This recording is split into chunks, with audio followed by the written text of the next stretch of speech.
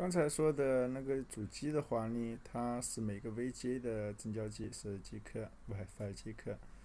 但是呢，它问题是它不能作为 L 平方的增交机，把所有的几克都收集起来都不是增交机。要寻找增交机的话，你就要对它进行正规化。既然正规化呢，你首先要从这个 file 里面呢，这个达到 PSI 这个程度。然后呢，那个小鸡呢，小鸡 K 呢，这是用来搞那个激光密镉的。这个小鸡 K 第一次出现，小鸡 K 呢要有讲究。那多尺度分析的时候，小鸡 K 是与 H 有关的。